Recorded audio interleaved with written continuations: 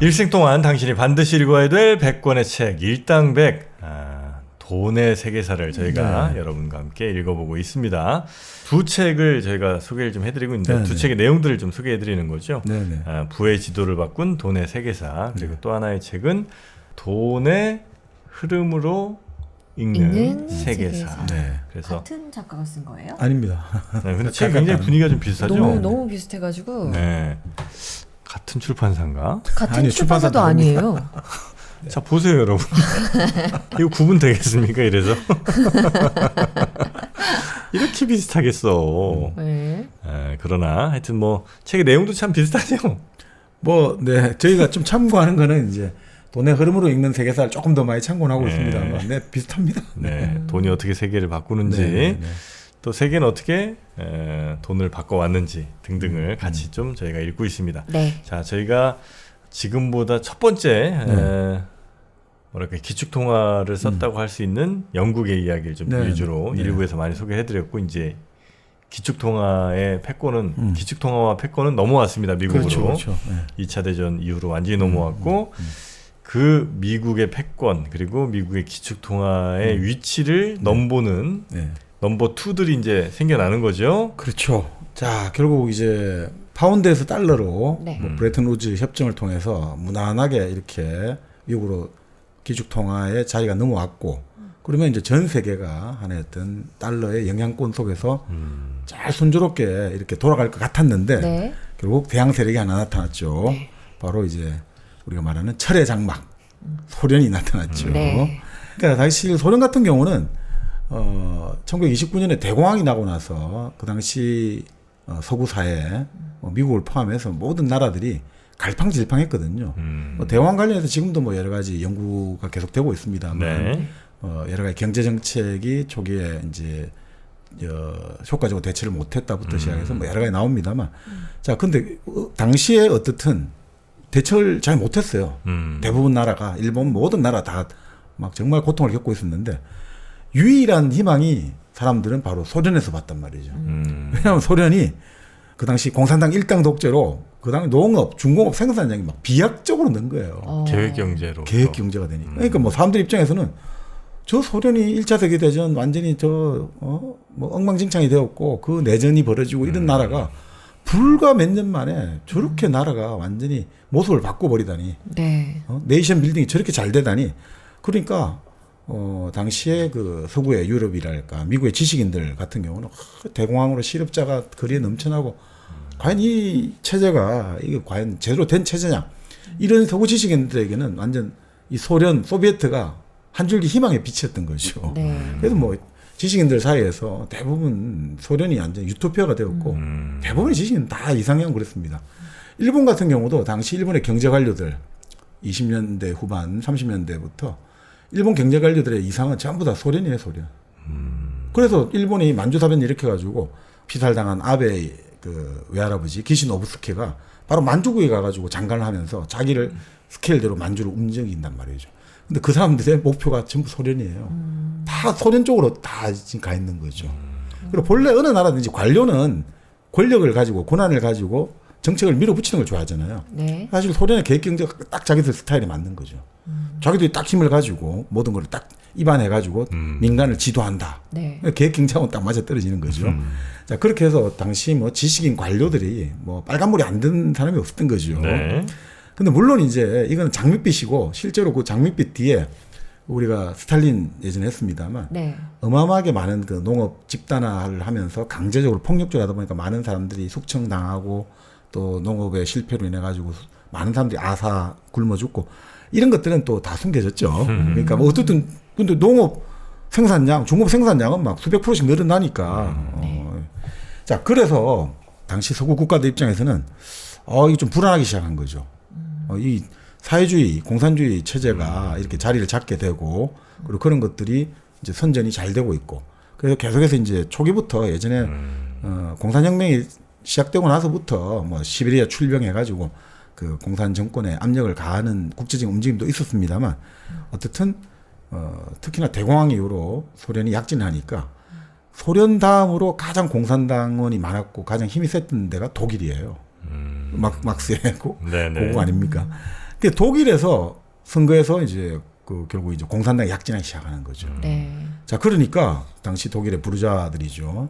경제계에서는 야, 이거 아무리 그래도 공산당이 이렇게 약진해 버리면 얘들은 전부 다 생산 수단에 국유화를 외치지 않느냐. 네. 그러면 차라리 나치를 믿어주자.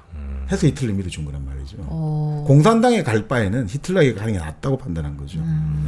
그때만 해도 히틀러가 이렇게 막 썩 아주 힘 있는 정치인도 아니었고 네. 그냥 연설 좀 잘하는 당원 정도 느낌이었는데 완전히 이제 공산당 때려잡으려고 히틀러 밀었다가 히틀러로부터 완전히 이제 싹 제거가 다 되는 거죠. 네. 나중에 뭐 저희들이 한번 다음 시간에 그 히틀러와 관련해 가지고 네. 개별수를 한번 다뤄볼까 생각하는데 그때 좀 더 자세히 이야기 드리겠습니다만 네.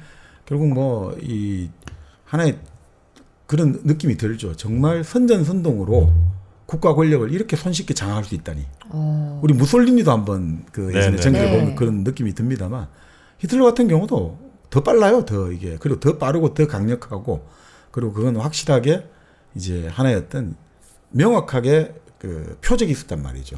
그 유대인이라는 표적이 있었기 때문에 이 유대인이라는 표적을 가지고 좌파 우파를 다 끌어들였더만요. 그래서 결국은 독일 민족 이걸 가지고 결국은 자기 정치적인 목적을 달성해냈다 이렇게 볼 수가 네. 있죠.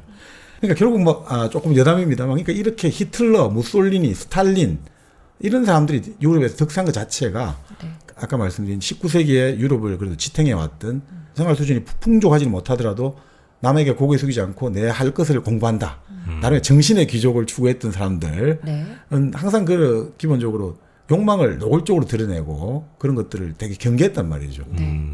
그런데 이제 그런 대중들을 상대로 해서 권력을 얻게 되는 시대가 오니까 이게 완전히 뭐 이제 그 흔히 말하는 가짜 뉴스, 선전선동이 어떻게 보면 히틀러, 스탈린, 무솔리니 여기서부터 완전 폭발적으로 이게 퍼지기 시작하는 거죠. 네네. 자, 결국 그렇게 이제 소련이 이제 힘을 가지게 되었고, 자, 힘을 가지게 되면서 어떻게 됩니까? 결국 이 소련이라는 세력을 누가 제어를 하느냐에 따라 가지고 유럽 전체의 또 패권이 달라질 수가 있다. 이렇게 되겠죠. 세계 패권이. 그래서 독일 입장에서 이제 히틀러가 권력을 잡고 군비를 정강하고 경제를 나름 안정화시켜 가지고 이제 히틀러가 사실 1차 세계대전 때 왜 이제 뭐 나중에 또 말씀드릴 기회가 있겠습니다만 1차 세계대전 끝나고 나서 독일 같은 경우가 인구의 10%를 잃어버리게 되고 국토의 13% 잃어버리게 되고 뭐 철강소의 75%다 뺏겨요. 전부 다 재산을. 그러니까 독일 국민들 사이에 또 뭐가 있겠습니까? 우리가 그런 거 아닙니까? 우리가 만약에 그 조선이 예전에 아주 잘 나갔다. 그래서 조선이 이제 근대화에 성공해가지고 우리가 뭐 그 전쟁을 안 했겠습니다만 그래도 이제 만주로 우리가 갔단 말이죠. 네. 만주로 갔다가 우리가 그래 북경까지 우리가 다 중국 대륙을 장악해 보려 했다가 결국 뭐 우리가 전쟁을 했는데 우리가 졌단 말이죠. 그래서 우리가 만주를 뭐 빼앗기고 이런 건 괜찮은데 우리가 막 평안북도도 빼앗기고 또 제주도도 빼앗겼다 이런 생각해 보세요. 그리고 인구도 빼앗기고 그러면 이때 느낌이 어떻겠습니까? 우리의 빼앗긴 땅, 우리 빼앗긴 동포들 다시 되찾고 싶겠죠. 되찾고 싶지 않겠습니까? 네. 그러니까 이제 히틀러가 바로 그걸 이제 자극하는 거죠. 자, 우리 제3제국. 그러니까 우리가 말하는 독일은 신성 로마 제국이 제1제국이고 그 다음에 19세기 프로이센 중심으로 통일해가지고 제2제국이 되었고 그 다음에 자기들이 제3의 제국이 된 제국을 지향하는 거죠. 그러니까 어떻습니까? 이제 독일 입장에서 결국은 가장 가까운 땅이 영토가 바로 폴란드 네. 쪽에 있는 것들이죠. 그 자기들 예전에 동프로이센 땅을 다 뺏겼단 말이죠. 네. 그러니까 여기부터 들어가야 되지 않습니까? 자, 그런데 들어가려니까 걸리는 세력이 하나 있죠. 바로 폴란드하고 가까이 있는 소련이 이게 좀 걸린단 말이죠. 그리고 지금 소련하고 싸움을 해버리면 이거 머리가 아프지잖아요. 지금 계속해서 지금 폴란드로 가기 전에 체코에 이제 체코슬로바키아죠. 체코슬로바키아도 1차 세계대전이 끝나고 나서 독립을 한 나라거든요. 만들어진 나라예요. 신생국인데. 네. 그 체코의 수데텐 지방에는 이제 독일계 사람들이 많이 살았고, 자, 그러니까 계속해서 이제 처음 이제 체코 수데텐을 우리가 먹겠다고 하고, 영국, 프랑스가 그래서 계속해서 말리고 이러다가 결국 히틀러에게 줬단 말이죠. 미넨 협정에서. 야, 여기까지만 하고 이제 더 이상 요구하면 안 돼. 했는데 히틀러만 닦고 체코를 갖고 나서 또 이제 폴란드를 가겠다 된 거겠죠. 체코는 아예 전부 다 먹어버릴 거고. 그러니 지금 영국, 프랑스하고 지금 각을 세워놨는데 폴란드를 먹겠다 해서 또 소련까지 각을 세워버리면 이게 동시에 이중 전쟁하기는 쉽지가 않잖아요. 네. 1차 세계대전도 그렇게 해서 자기들이 실패를 했고. 그러니 소련하고 결국은 비밀 약정을 한 거죠. 야. 불가침. 예, 그것도 하고 독소 불가침을 하면서 우리 폴란드 땅 따먹게 하자. 나눠 먹자. 나눠 먹자 된 거죠. 그러니까 독일이 이제 폴란드를 침공하고 또 이제 소련은 또 폴란드도 나눠 먹고 또 핀란드도 침공했어요. 그러니까 소련은 이제 그 발티계를 통해 가지고 이렇게 북회로 해가지고 나아갈 또 여러 가지 그 바다가 필요하니까 네. 핀란드를 또 침략하고 그 핀란드하고 또 전쟁을 하죠. 자, 그런데 참 어떻게 보면 뭐라고 할까? 이 영국, 프랑스가 바로 소련에게는 선전포고를 못하는 거죠. 국제연맹의 핀란드가 도움을 요청했단 말이죠. 옥상회가 요청하듯이 지금 저 불법 침략을 했으니 당연히 우리를 도와가지고 군대를 파견해 주시오. 군대를 파견해야 되잖아요. 국제 네. 안 하죠. 왜냐? 영국, 프랑스는 지금 독일 히틀러 상대하기도 버거운데 소련을 적으로 돌리면 어떡하냐 이거죠. 그러니까 소련은 완전히 이제 히틀러도 서로 내 편하자 그러고 영국, 프랑스도 소련의 눈치를 보니까 결국 뭐 소련은 뭐 아무런 제재를 안 받았게 되는 거죠. 그래서 폴란드도 먹게 되고 핀란드도 침공하게 되고 이렇게 꽃놀이표를 가지게 된 거죠. 네. 근데 아시다시피 이제 독일이 히틀러가 무슨 생각을 했는지 그리고 여러 가지 뭐 히틀러 입장에서는 슬라브 인종이 열등한 인종이에요. 그런 것들을 없애고 독일 민족의 레벤스라움 생활권을 넓혀야겠다 해가지고 네. 결국은 자기들 야만적으로 생각하는 소련을 먹어야겠다 해서 1941년 6월에 불가침 협정을 깨고 바르바로사 작전이라 해서 결국 소련을 침공하게 되는 거죠. 자, 근데 그때 이제 이런 거죠. 미국 국무부가 뭐 여기서 책을 보면 그래 나옵니다. 회의를 열리는 거죠. 이 소련을 어떻게 할 것인가. 근데 24시간 논의를 한 끝에 소련이 지금 공산당 일당 독재를 하고 종교를 부정하니까 이걸 도저히 미국의 가치와 국가적 이념으로서 농락할 수 없지만 지금은 히틀러가 승리를 하면 더 위험한 상황이다. 그래서 소련에 지원을 해야 되기로 결론을 내린 거죠. 그래서 소련의 2차 세계대전 기간 동안에 이제 무기대여법이 대상이 됐죠. 비행기, 군용기 15,000기, 탱크 7,000대, 군용 차량 40만 대를 거의 뭐 그냥 거의 헐값 무상으로 거의 보내줬다고 해도 과언이 아니었죠. 자, 그리고 근데 이 참 미국도 또 재밌는 게 뭐 나중에 여러 가지 이야기 때문에 말씀을 드리는 건데 네. 독일이 미국에 1941년 말에 선전포고를 해요. 그럼 이제 교전을 하자는 거잖아요. 네. 그런데도 미국의 유럽에는 인간의 상륙을 잘 안 한단 말이죠. 그래서 스탈린이 난리가 난단 말이죠. 언제 도대체 유럽에 상륙할 거냐고. 왜냐하면 자기들이 지금 계속해서 그냥 자기 병사들이 그냥 그러니까 흔히 말하는 병사들이 갈아지고 있는 거잖아요. 이쪽에서 제일 많이 죽었어요. 사실 소련 병사가 뭐 제일 많이 죽었으니까. 그럼 당신들이 좀 이쪽에 유럽에 서쪽에 상륙을 해가지고 독일군이 이쪽으로 좀 주력을 어느 정도 옮겨가지고 자기들 숨통을 좀 터줘야 되지 않느냐. 왜 우리만 다 죽이냐. 근데 미국은 절대 상륙 아프리카에서만 싸움하는 거예요. 왜냐? 미국의 전략은 간단하죠. 독일이 승리할 것 같으면 소련을 지원하고 소련이 승리할 것 같으면 독일을 지원해가 둘 다 나자빠지게 만드는 게 미국의 국가 전략이거든요. 지금 어디하고 비슷하지 않습니까?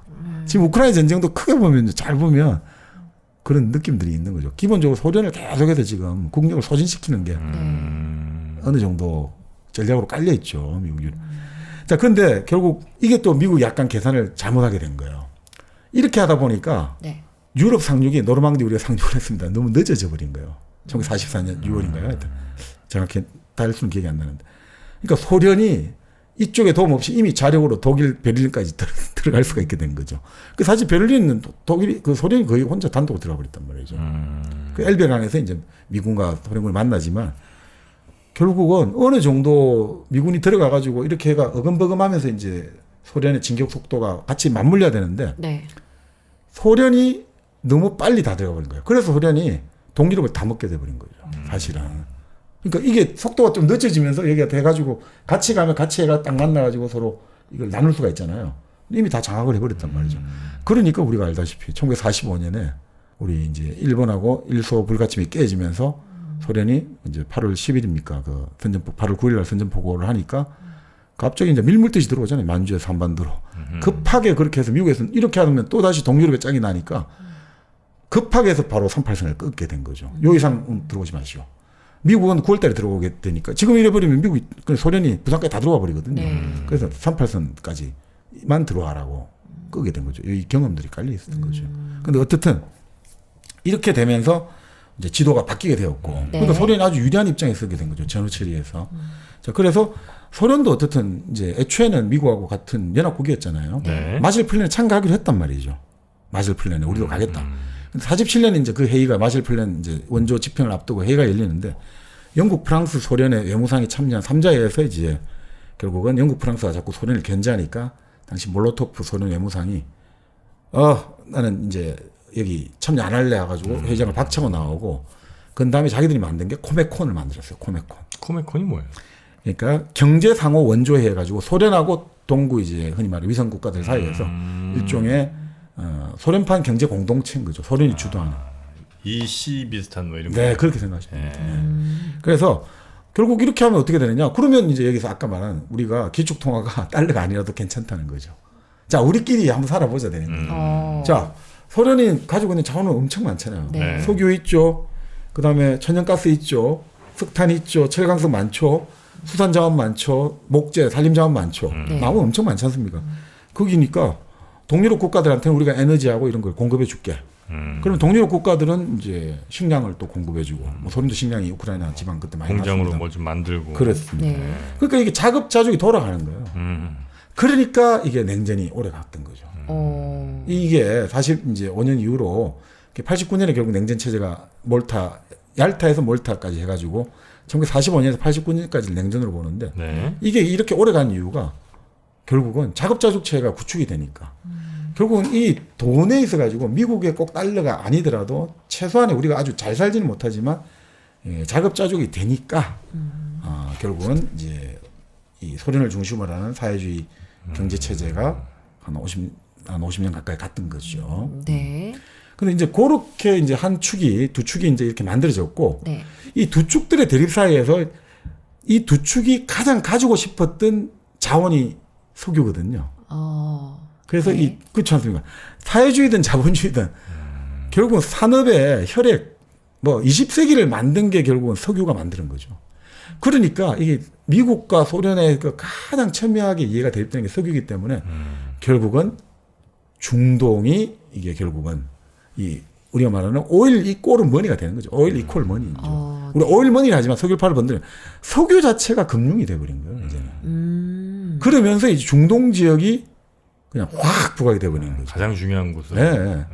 왜냐하면 사실 석유 같은 경우가 1차 세계대전도 연합국이 그 당시 이제 이겼던 이유가 미국이 석유를 대줬단 말이죠. 그때 이제 새로운 무기 있지 않습니까? 전차가 나오고 탱크가 나오고 비행기가 나오고 전부 석유로 움직이잖아요. 네. 그거를 결국 미국에서 안정적으로 공급해 줬기 때문에 이겼단 말이죠. 그런데 2차 세계대전 때 이제 끝나고 나서 중동에서 이제 어마어마한 양의 석유가 이제 채굴이 시작됐단 말이죠. 그 왜 이게 가능하냐면 자, 유전이 발굴되니까 기름값이 확 떨어지지 않습니까? 대규모로. 중동에서. 기름값이 떨어지니까 이제 어떻게 되느냐.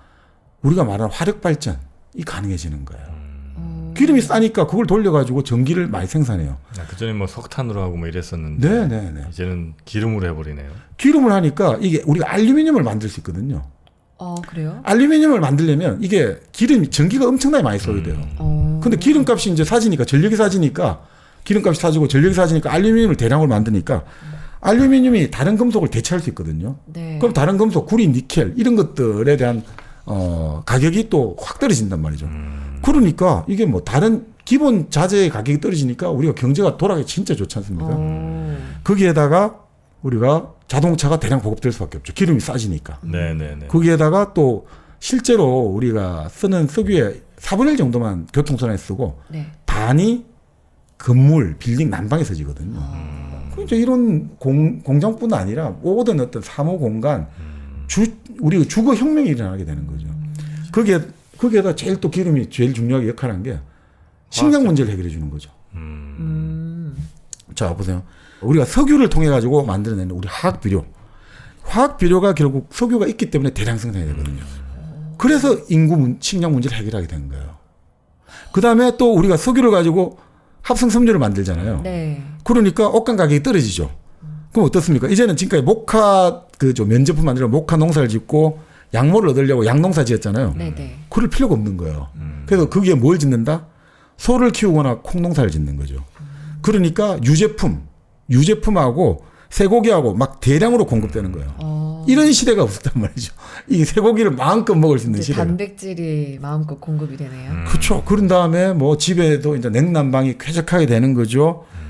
그다음 뭐 아까 말씀드린 뭐 이 알루미늄이라든지 여러 가지 그리고 원자재 가격이 폭락하게 되니까 이게 막 그러니까 한마디로 말해서 대량 생산, 대량 소비의 시스템을 만든 게 석유가 없으면 만들 수가 없는 거예요. 네. 그러니까 이 대량 생산, 대량 소비가 되니까 큰 게 좋고 많은 게 아름답다 되는 거죠. 우리 흔히 말하는 중후장대 산업이라고 하지 않습니까? 일본 사람들이 경박단소 산업이 있고 중후장대 하는데 네. 20세기는 중후장대 산업이 완전 선도를 한 거예요. 무조건 큰 게 제일 좋고 많은 게 좋고 그래서 이제 이 어떤 분은 그런 이야기를 하죠. 일본의 사카야 다이치라는 사상가가 이런 이야기를 하죠. 그래서 그것들이 결국 정치에도 영향을 줬다는 거죠. 무슨 영향이냐? 큰 정부가 좋다는 거야. 이거라는 거죠. 무조건 큰 게 좋군요. 그래서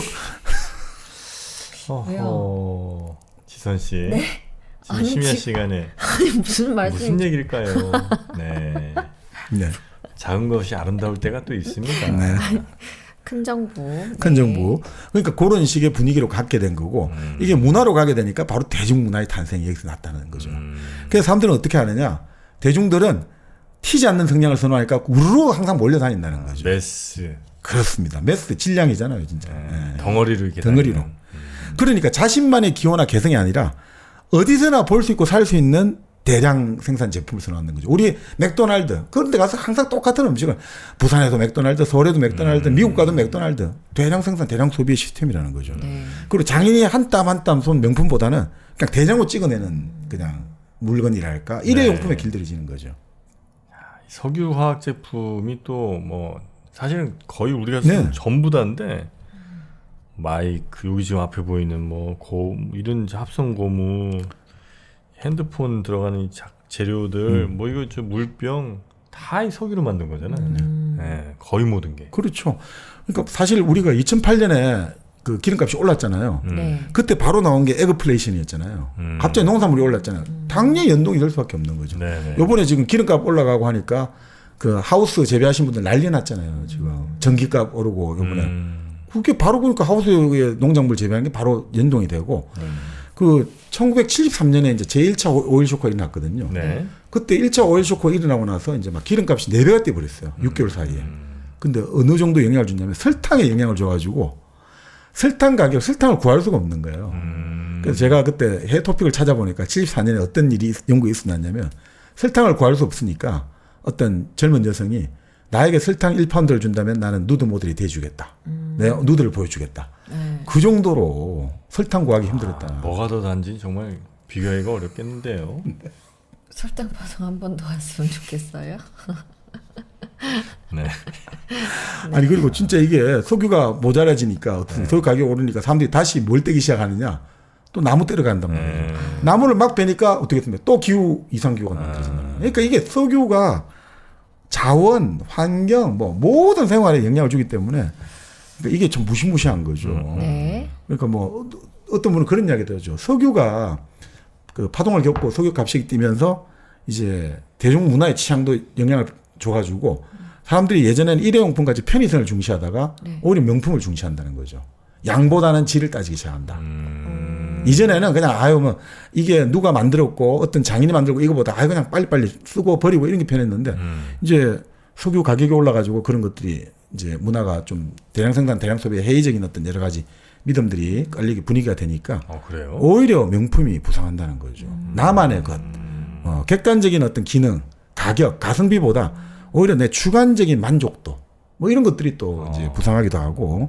그렇게 분석하시는 분도 네, 계시고. 네. 그러니까 참 이게 그만큼 이제 석유가 우리 일상의 모든 게 영향을 주니까 네. 당연히 이제 이 중동 이쪽이 이제 크게 부상할 수밖에 없었던 거죠. 네. 그래서 뭐 사실 이제 우리가 중동이라고 할 때 실제로 20세기까지만 해도 이 중동에 패자가 있었거든요. 중동에 딱 완전히 넘버원 국가가 하나 있었거든요. 중동에? 네, 중동 지역. 우리 중근동이라고 할 때. 이란인가요? 아니죠. 그 거의 한 역사 600년간 지탱된 나라가 있었죠. 우리가 흔히 오스만 말하는 투르크? 그건 맞습니다. 오스만 투르크죠. 어. 거기가 생각해보세요. 거기가 저 아프리카 저 서쪽부터 저 중동 지역 다 일대를 다 장악하고 있었습니다. 네, 오스만 투르크의 말 그대로 영역에 들어가 있었죠. 네네네. 그 오스만 투르크는 그 언제입니까? 18세기도 빈까지 거의 빈을 함락시키기 일부 직전까지 갔잖아요. 유럽까지 계속해서 전쟁을 했고 동남아 제국도 물론 멸망시켰습니다만. 네. 자, 그런데 문제는 1차 세계대전 때 이 오스만 투르크가 독일 쪽에 가담하게 되거든요. 줄을 잘못 썼어. 물론 이제 그 나라 네. 저 어떤 국력도 좀 약해지긴 그렇죠. 했습니다만 맞습니다. 어쨌든 이제 독일로 줄을 잘못 써서. 그러니까 영국 쪽에서 계속해서 끌어들였는데 못 끌어들였단 말이죠. 네. 그래서 영국이 무서운 게 이 제국주의 국가의 영국이 무서운 게 우리 편이 안 됐잖아요. 그러면 오스만 투르크를 와해시켜야겠다. 공장에 나서기 시작하죠. 그래서 나온 유명한 영화도 있고 사람이 있죠. 영화 아라비아의 로렌스라는 영화가 있죠. 피터 오툴이라는 이제 주인공이 나왔는데 네. 이 바로 로렌스 중위를 아랍에 딱 파견하는 거예요. 이 사람 고고학자기도 하고 아주 독특한 사람이었어요. 네. 이 로렌스 중위가 아랍에 가가지고 이 아랍 부족들 우리가 말하는 지금 사우디아라비아 그 당시는 부족장이었죠. 가서 공작을 하는 거죠. 당신들 이 계속해서 이 오스만 투르크의 치하에 살겠느냐? 당신들은 아랍 쪽 아니냐? 딱 당신들이 뭔가 독립을 해야 되지 않겠냐? 하면서 이제 영국이 공작을 하는 거죠. 그래서 이 아르베 로렌스 영화는 워낙 길어서 그거 합니다만 정말 볼만합니다. 이게 진짜. 네. 네. 그래서 일부 또 저 아랍 쪽 하여튼 뭐 중동 쪽 사시는 분들이 다른 나라 옆 나라를 볼 때 느낌이 우리가 예를 들면 뭐 일본이든 중국이든 혹은 뭐 러시아 이렇게 보는 그 느낌이랑 혹은 뭐 저 태국이 베트남 보는 그 시각이랑 좀 또 다른 게 그분들 생각은 그런 게 있더라고요. 그 중국이 뭐 5호 16국 나눠졌다가 다시 하나의 중국 되듯이 네. 그 아랍 국가도 지금 잠시 떨어져 네, 네. 뭐 갈라져 있으나 결국 우리는 다 같은 형제고 네. 이런 생각을 또 하시더라고요. 네, 그러니까 이게 그 우리가 말하는 구어 말고 말 말고 문으로서의 아랍어는 같이 다 쓰고 있거든요. 그러니까 이게 통할 수 있는 게 분명히 있고 네네네. 또 거기는 기본적으로 우리가 흔히 말하는 정교 분리가 안 되는 사회잖아요. 정교 일체화된 사회이기 때문에 네. 오히려 더 이게 사실 그래서 뭐 이집트 같은 경우는 시리아하고 공동 국가로도 50년대 운영이 됐어요. 그러다가 또 시리아가 분리했고 했습니다만, 네네네. 그러니까 그런 것들이 크게 우리가 지금 생각하는 의미에서의 어떤 민족 국가 개념으로서 이집트와 시리아가 완전히 다르고 이런 개념이 좀 다릅니다.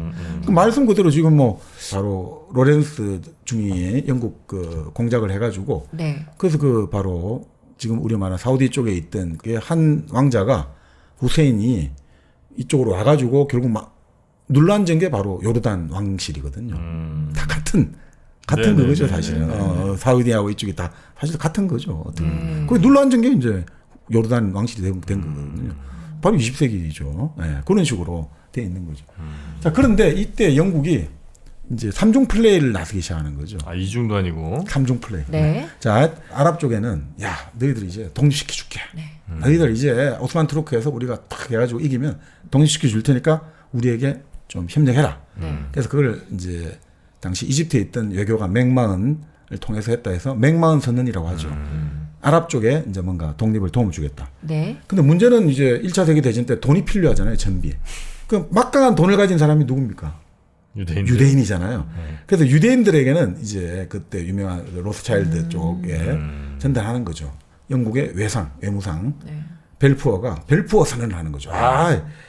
나라라는 말은 직접적으로 안 했어요. 내셔널 홈을 약속한다 이거죠. 네. 그게 나라 아닙니까? 내셔널 홈이. 그러니까 이게 거주지인데 그게 나라라고 생각하죠. 누구든. 내셔널 홈을 지어주겠다.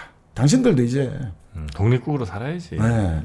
그렇게 하고 그 사이에 실제로는 뭘 또 하냐. 프랑스하고 또 서로 나눠 먹게 하게 된 거죠. 그래서 프랑스하고 이제 영국의 사이크스 피코 이제 두 정치인 공직자들 사이에 네. 사이크스 피코 협정을 비밀리에 체결하는 거죠. 그래서 어떻게 하느냐. 자, 우리끼리 땅 긋기 시작하는 거죠. 이 땅은 내 거, 저 땅은 네 거. 그래서 이라크와 요르단은 영국 거 이렇게 주고 시리아와 레바논은 프랑스 거. 그리고 러시아한테는 터키 지금 동부 지방을 주고 팔레스타인은 이거 복잡하니까 공동 관리. 오후 10시 26분입니다. 시리아에서 시리아에서 죄송합니다. 잘 알아듣네 나라 이름. 갑자기 그건 줄 알았습니다. 헤어질 결심에. 네, 결심해. 시리아 하면 동시에 다. 너 왜 자꾸 나오고 쓸데없이. 그건 잘 모르겠습니다. 제가 모를 수 있는 다른 부분이 시리아 너 닥쳐줄래?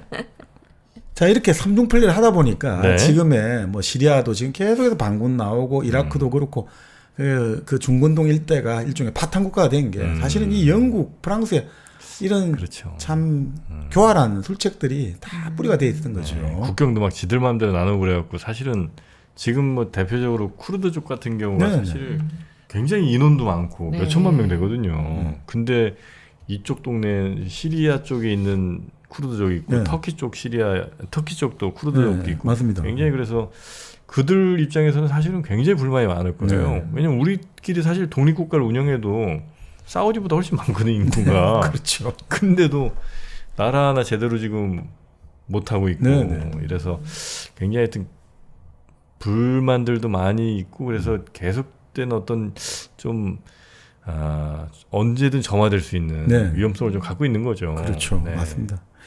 근데 이제 문제가 말씀대로 이제 전쟁이 끝나고 1차 대대전이 끝나고 나니까 유대인들이 급격히 귀국 이제 네. 말 그대로 다시 고향으로 돌아온 거죠. 예전에 그 디아스포라 이산을 했다가 이제 2000년 만에 돌아온다 이런 거. 네, 네. 소름도 많이 받았다.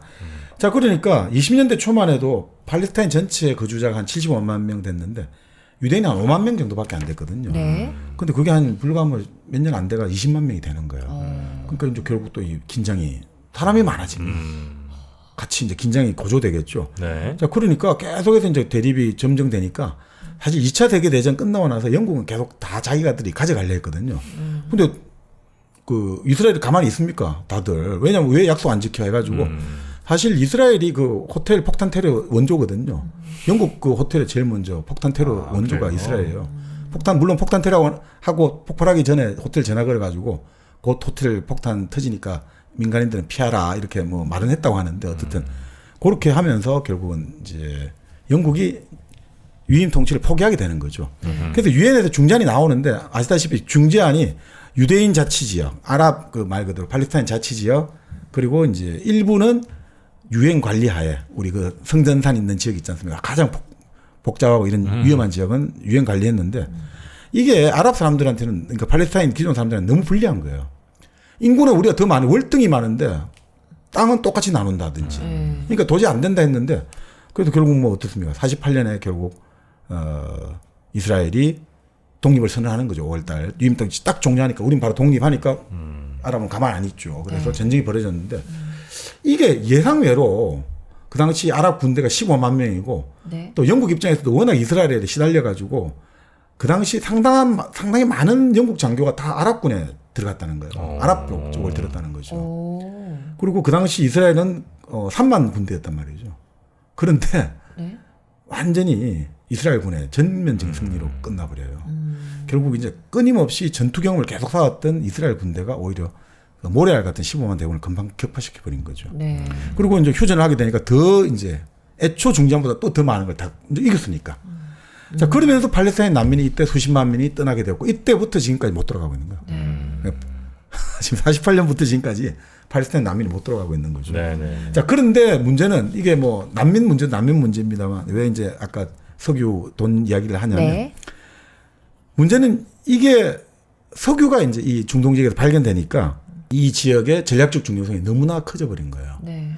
그 사실 우리가 1971년에 닉슨 쇼크 해가지고 닉슨이 이제 검태환을 안 한다고 했지 않습니까? 네.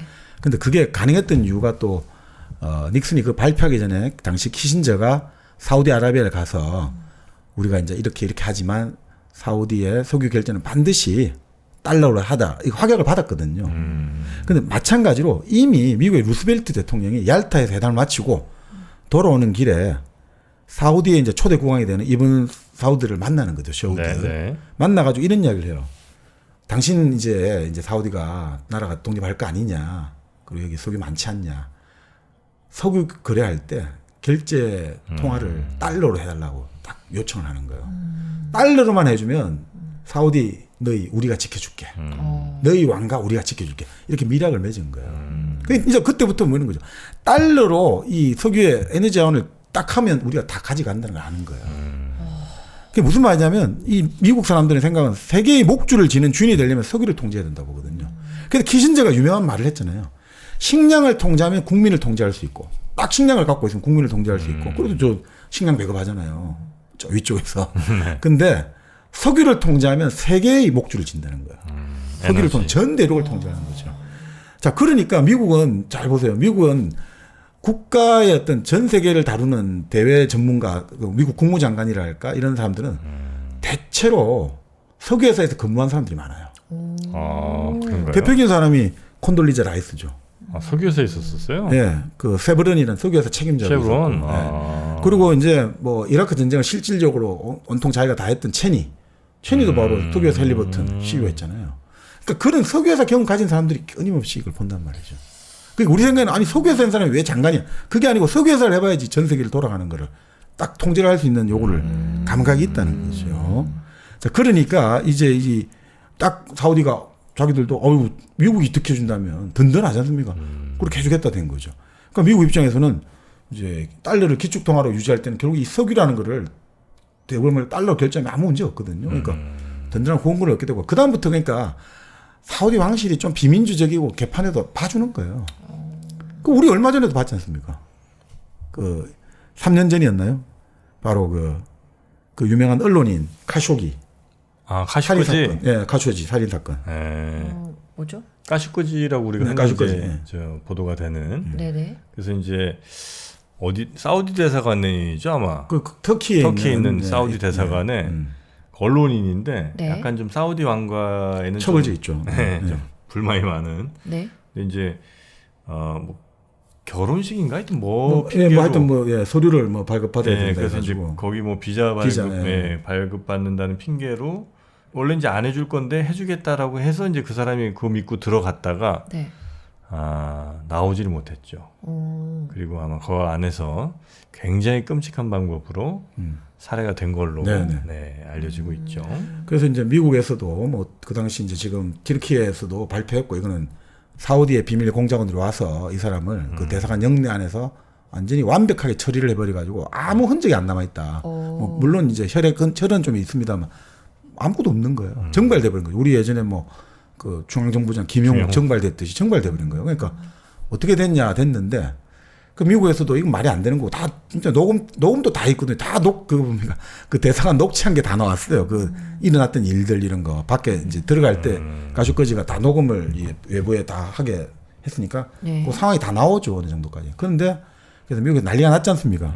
근데 최근에 이 최종 책임자로 생각되는 MBS 무함마드 바로 빈살만 네. 네. 면책 선언해줬잖아요 미국에서. 그냥 뭐 책임 못 문다 이렇게 된 거죠. 그러니까 그런 식인 거죠.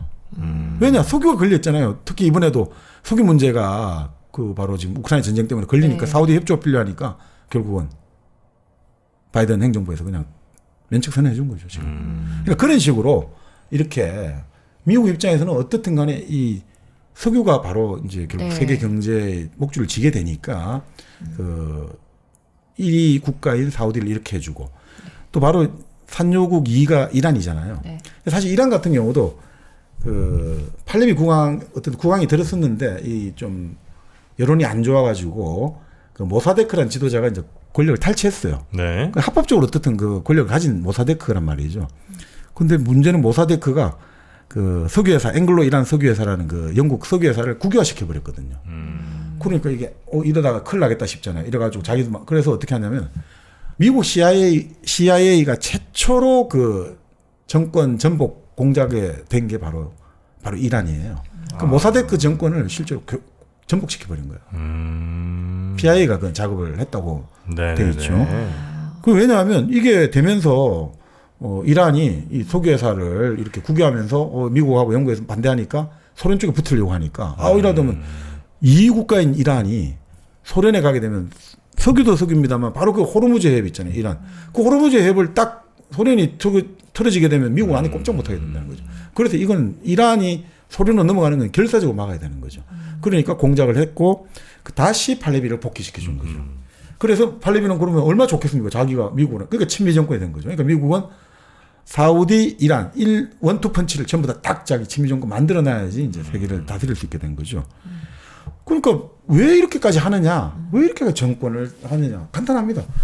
자, 석유가 달러로만 결제를 딱 시켜놓으면 네. 자, 전 세계 모든 나라가 달러가 있어야지만 석유 살 수 있잖아요. 네. 석유가 있어야지 아까 말씀드린 대로 공장이 돌아가고 교통이 돌아가고 빌딩이 돌아가고 주택이 돌아가게 되잖아요. 그러니까 무조건 미국에서 달러가 필요하게 된 거죠. 근데 달러를 찍어내는 나라는 미국밖에 없잖아요. 그러니까 미국 입장에서는 달러가 수출품이에요. 그러니까 조폐기로 찍어내면 기계로만 찍어내면 되잖아요. 아무것도 안 해도. 달러만 팔면 되잖아요. 그럼 세계의 물건이 달러만 주면 돈이 들어오잖아요. 그러니까 미국은 엄청나게 적자국인데 네. 상관이 없어. 네. 찍어내면 되니까요. 찍어내면 되니까. 그리고 전 세계가 다 이걸로 결제를 하니까 전 세계가 그 인플레이션의 부담을 원래 미국이 져야 되고 그렇죠. 보통 한 나라에서 막 화폐를 찍어내서 돈 가치가 막 쓰레기가 되면 네. 그 나라 국민들이 엄청 괴로워야 될 거 아니에요. 근데 그게 아니라 괴로움은 전 세계가 나눠갖고 행복함은 미국이 가지고. 편리함은 갖고. 미국이 다 가져가고. 네. 이런 골 때리는 그러니까 최근에 뉴스 나왔잖아요. 얼마 전에 그 미국 재무부 장관 제넷 옐런이 예. 그 미국 의회가 정하는 거 있잖아요. 국가 채무 상한액을 인상해 달라고. 지금 다 차버렸고 이제 미국 정부 부도난다 안 올려주면. 근데 그게 34조 달러인가 그렇더만요. 지금 현재만도. 그러니까 우리가 생각하면 국가 빚이 그 정도면 자기 GDP의 거의 뭐 두 배가 넘었었잖아요. 4경쯤 되나요 그러면? 하여튼 뭐 그런데 재밌는 게 예전에는 미국이 우리 80년대만 해도 상동이 적자가 문제다 이랬잖아요. 상동이 적자, 재정 적자하고 그다음에 무역 적자, 국제 수지. 그렇게 했는데 이제 그런 말도 안 하잖아요. 이제 이제 일상화 돼 버리니까 아예 말도 안 해요. 이제 그럼 아무 의미가 없다는 거예요. 적자 나한테 못 주라고 되는 거예요. 어쩌라고.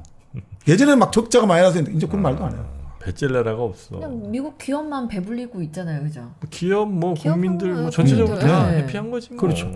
그게 결국 달러가 석유가 결제되니까 그런 거란 말이죠. 네. 그리고 또 조금 뭔가 모든 나라들이 또 혹시 이제 외환 부족해서 안 될까봐 다들 달러 네. 표시 채권이나 이런 걸 사고 있거든, 사놓고 네, 네. 있거든요. 네. 그러니까 달러가 떨어지면 또 각 나라들도 다 불안해. 안 떨어지길 또 잘 바라고 있고 네. 아주 미국은 좋겠습니다. 약간 너무 깡패 같다. 물론 이제 그걸 유지하려고 뭐 어마어마한 국방비에 그렇죠. 그러니까 어마어마한- 말 그대로 이제 이 교역이 세계 경제가 돌아가기 위해서 미국은 물론 미국의 이익에 당연하지만 그래도 함대를 7함대, 3함대 운영을 하고 네. 전 세계 이제 비행기를 띄우고 경찰 또 우리가 가지고. GPS 이것도 결국 미국이 띄우는 인공위성 갖고 다 우리가 받아 쓰고 있는 네. 거잖아요. 그러니까 결국 또 이제 그것들에 우리가 말 그대로 공공재를 우리는 제공해주고 있지 않느냐라고 이제 미국은 또 큰소리 치고 있는 거죠. 공공재를 제공해주다 안전과 여러 가지 이 교육을 위한 하나의 어떤 그 공공재는 우리가 제공해주고 있지 않느냐라고 하고 있는 거죠. 네네. 네. 자, 근데 결국 뭐 이렇게 되면 아랍하고 이렇게 석유결제하면 서로 좋고 아무 문제가 없을 것 같은데 이제 또 하나의 문제가 하나 있죠. 아까 말씀드린 바로 이스라엘과의 관계. 그러니까 미국한테는 이스라엘이 또 그럴 수 없는 관계잖아요. 이스라엘하고. 네. 그러니까 사실 전 세계에서 유대인이 가장 많이 사는 도시가 어디겠습니까? 유대인이 가장 많이 사는 도시. 미국이 뉴욕이에요? 맞습니다. 맞습니다. 그러니까 그러니까 이스라엘 수도 예루살렘, 뭐 테라비브 이런 데가 아니고 네. 뉴욕에 170만 이상이 살고 있죠. 170만이요? 네. 그러니까 사실 지금 이 유대인을 정확히 몇 명을 규정하는 거는 좀 다르거든요. 그러니까 조부모 중에 한쪽만 유대인이면 유대인이다라고 기준하면 뭐 2,500만이라고 하는데 그렇게 기준하면 지금 이스라엘에 730만 명이 살고 미국에 600만 명이 살아요. 그 예전에는 미국에서 더 많이 살기도 했어요. 근데 자 그러니까 뉴욕 같은 경우는 그렇게 많이 사니까 네. 뉴욕을 뉴욕이라 안 하고 어떤 사람들은 주욕이라고 한다는 J-E-W. 주욕이라는 거죠. 자, 그런데 뭐 아시다시피 미국의 힘, 유대인의 힘, 미국에서 우리 아는 도소매, 유통, 언론, 금융, 영화 다 꽉 잡고 잡고 있잖아요. 특히나 유대계 로비 단체들 있잖아요. 예를 들어 그 AIPAC라고 미국 이스라엘 공공문제위원회가 있는데 이 담당자 같은 경우는 뭐 언론인하고 밥을 먹다가 자기들 힘이 어느 정도냐 냅킨 있잖아요. 이 음식 그 옆에 냅킨 따가다 내한테 시간을 하루만 딱 주면 24시간 안에 미국 상원의원 70%의 서명을 여기 냅킨에 받아오겠다고. 그 정도로 자신하는 거죠. 그 정도로 우리는 받아온다 이거죠. 그러니까 미국의 가장 그 영향력 있는 로비 단체가 그 은퇴자 협회가 가장 영향력 있고 그 다음에 총기협회인데 여기가 거의 총기협회 이상이라는 거죠. 은퇴자 협회가 가장 로비 영향력이 강한데 그 이상이라는 거죠. 여기도 은퇴자 협회가 뭔데요?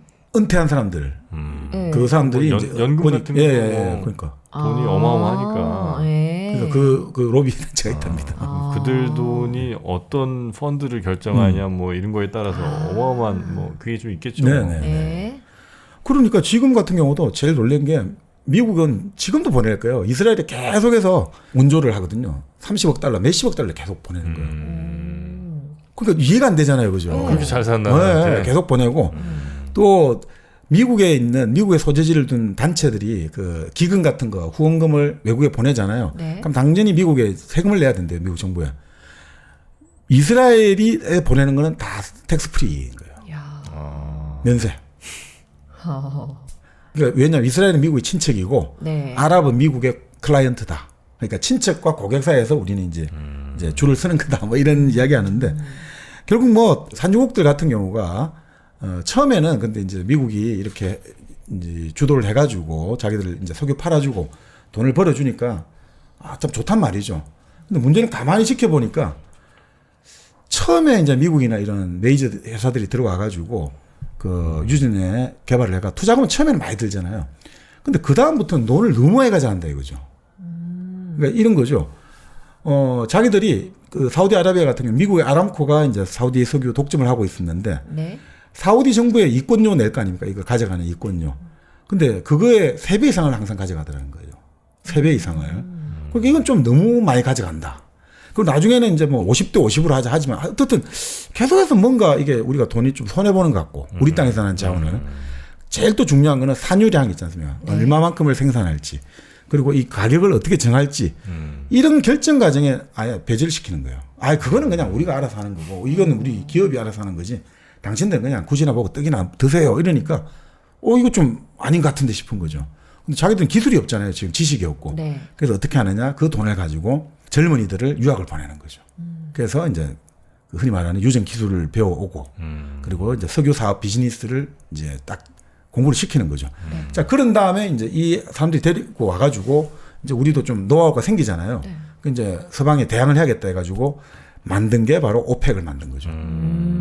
석유 수출 기구를 만들죠. 네. 자, 그 상태에서 사람들이 아랍 국가들하고 계속 전쟁을 했단 말이죠. 근데 전쟁을 해가지고 67년 뭐 3차 전쟁 계속해서 이스라엘이 짓단 말이죠. 근데 가만히 생각해 보니까 아니 이제 전쟁을 이렇게 전쟁만 갖고 할 필요 없다고 생각한 거예요.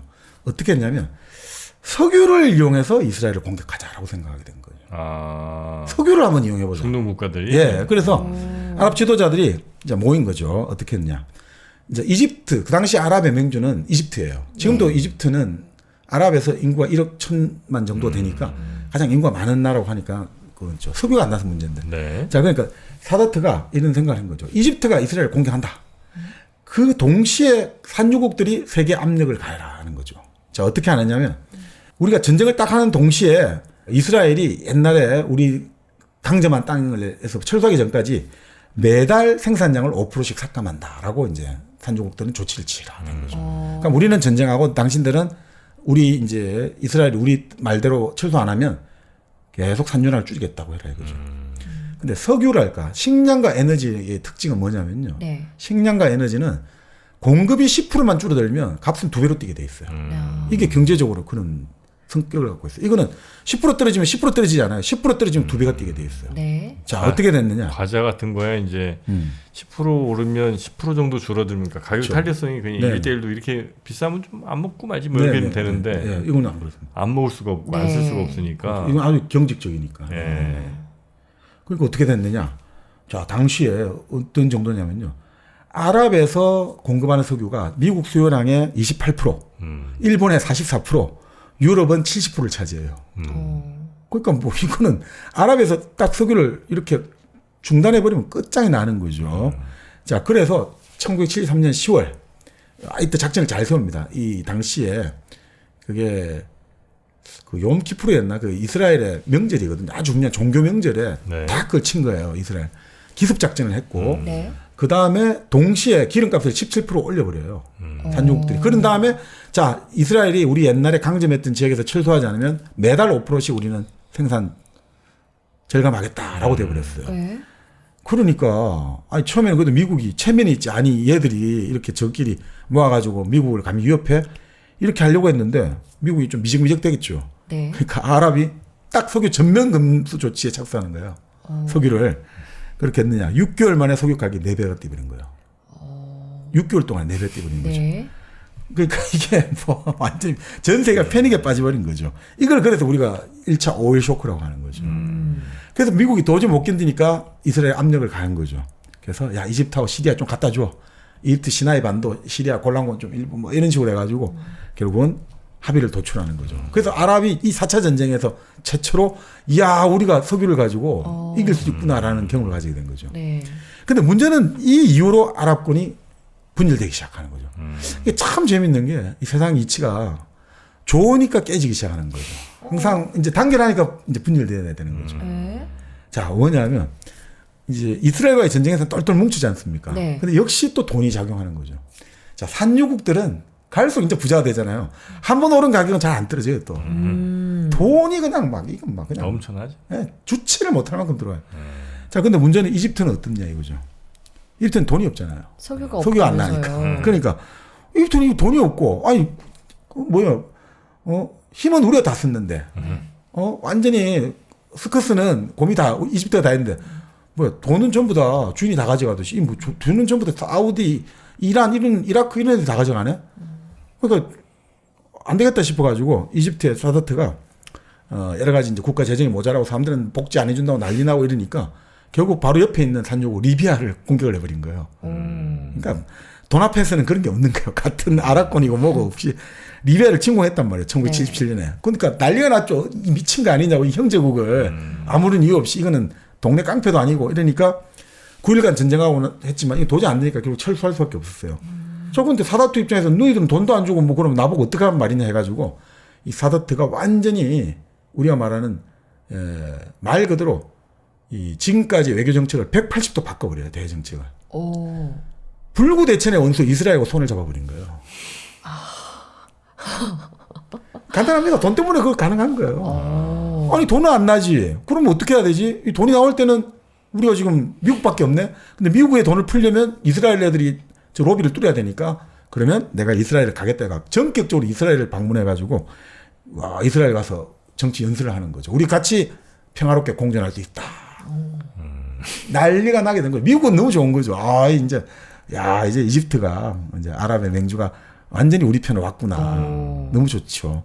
근데 이 아랍군 입장에서는 이게 뭐야 이 큰일 났잖아요. 이게 이집트가 그래도 아랍의 명주였는데 네. 지도국가가 갑자기 에이 이제 너희가 안 놀고 네, 이스라엘로 놀래돼 버리니까 그래서 급하게 이제 사다트를 달래려고 사다트를 하고 이제 만난 거죠. 그래서 이스라엘하고 화해하는 그 교섭을 중지하면 우리 매년 50억 달러씩 10년을 줄게. 이게 다 돈이에요, 돈. 와. 그렇지만 이미 사다트는 냉정히 말한 거죠. 너무 늦었다. 달랄 때는 안 주고. 이미 한번 궤도에 올라버린 기차가 다시 어떻게 말 그대로 백을 할 수가 있느냐. 그래서 결국 78년에 우리가 아는 캠프 데이비드, 그 미국 대통령들의 별장이 있지 않습니까? 캠프 데이비드에서 이제 사다트 대통령, 이스라엘의 백인이죠. 백인 수상하고 이제 그리고 같이 그 당시 지미 카터 중재하에 협정을 맺는 거죠. 그리고 79년에는 워싱턴에서 이스라엘과 이제 그 일종의 평화 조약을 조인하게 되는 거죠. 그러니까 이제 그때 이제 아랍 국가들은 이집트하고 단교하고 난리가 났던 거죠. 예. 근데 실제로는 왜 이럴 수밖에 없냐면 사우디 같은 경우가 1970년에는 그 석유 수입이 12억 달러였어요. 12억 달러. 그런데 1979년 9년에는 700억 달러예요. 9년 동안에 이게 몇십 배입니까? 10배가 120. 한 60배 이상 수입이 뛴 거죠. 네. 그러니까 뭐 이제 기반 사업이 넘쳐났잖아요. 그 이제 노동자는 그렇지만 이집트가 완전히 단교는 했지만 그건 겉으로 보이는 거고 실제로는 가장 많은 노동자를 보낸 나라가 이집트예요. 사우디예요. 그래서 그러면 이집트에서 사우디에서 이집트로 또 1년에 20억 달러 갔다는 거죠. 그 노동자들이 송금하는 게. 네. 또 그렇게 해서 또 경제는 돌아갔다고 하죠. 그래서 정말 이렇게 사우디에 700억 달러가 매년 들어오고 이란에 돈이 들어오고 이라크에 돈이 들어오고 막 그러니까 돈들 막 이게 정말 막 이 풍요 그 자체가 되는 거죠. 그런데 여기에다가 미국이 이제 71년에 이제 금태환을 딱 중지를 하고 마음 놓고 달러를 찍어내잖아요. 네. 그러니 어떻게 되겠습니까? 이 막 찍어내는 돈들이 자본이 엄청나게 풀리잖아요. 네. 이 자본 유동성이 결국은 신흥국가로 흘러 들어가는 거죠. 그게 바로 한국, 우리 동아시아의 네 마리 용 했지 않습니까? 한국, 뭐 홍콩. 그리고 결국 나중에 중국으로 이어지는 동아시아 경제 성장의 원동력이 바로 이 오일머니하고 이때 그 흔히 말하는 닉슨 쇼크로 인해서 풀려난 돈들이 결국은 갈 곳을 잃어가지고 이제 막 오기 시작하는 거죠. 그러니까 사실 자 보세요. 냉전 시스템을 가지고 미국 입장에서도 소련하고 경쟁을 해야 되니까 국제적으로 다른 여러 제3세계나 이 나라를 우리 편으로 끌어들여야 되잖아요. 네. 그러니까 지원을 많이 해줘야 돼요. 돈을 많이 풀어야 돼요. 그러니까 대량 생산 시스템 풀 가동을 해야 되는 거죠. 물건도 찍어내고 돈도 필요하고. 그러니까 물건이 엄청나게 많이 생산되잖아요. 많이 생산되니까 이거를 처리를 해야 되잖아요. 이 물건을 처리하려면 자유무역이 돼야 되잖아요. 그러니까 네. 규제나 이런 게 없어져야 돼요. 그러니까 이 규제가 없어져야 되고 결국은 무역 자유화가 돼야지 이제 이 지금 많이 찍어낸 물건도 돌고 돈이 돌아야 된다 이거죠. 자, 그러니까 결국은 새로운 시장이 필요하고 그 새로운 시장을 만들어내야겠다. 그래야지 우리가 지금 만들어내는 물건도 찍어내고 또 정치적으로는 냉전에서 이기고 그다음 막 찍어내는 돈을 또 여기도 투자를 하고 그렇게 해서 이게 이 결국 경제가 돌아가야 되니까.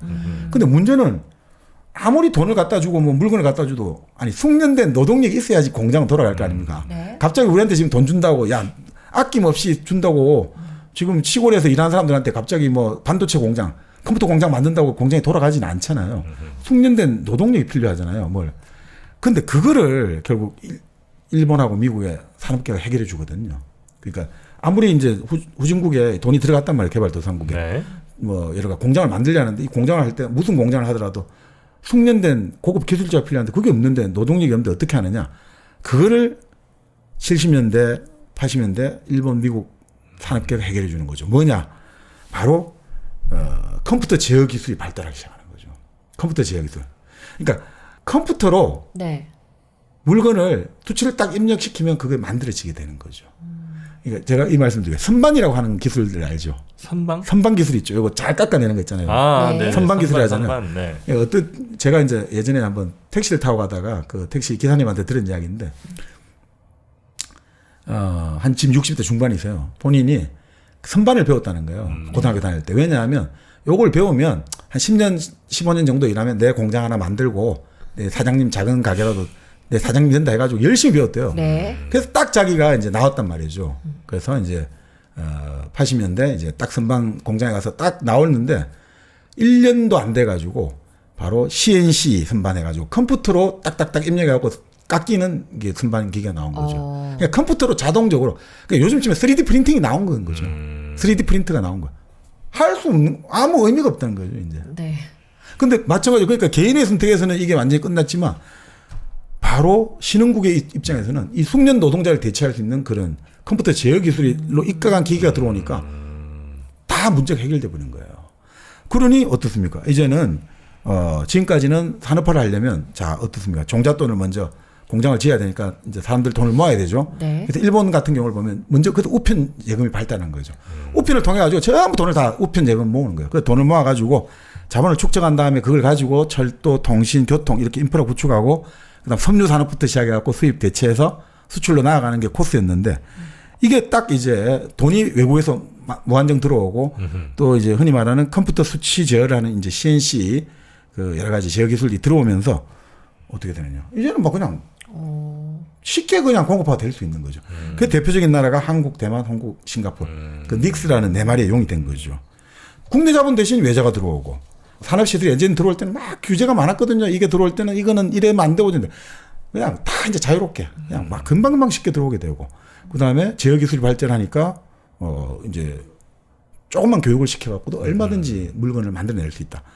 이래서 결국은 완전히 이제 4개국이 먼저 앞서 나가게 되고 이렇게 4개국이 한국, 대만이 앞서 나가니까 여기 자극받아가 말레이시아, 인도네시아, 태국이 새로운 용으로 떠오르게 되고 그다음에 이제 말 그대로 이제 빅 드래곤이 나온 거죠.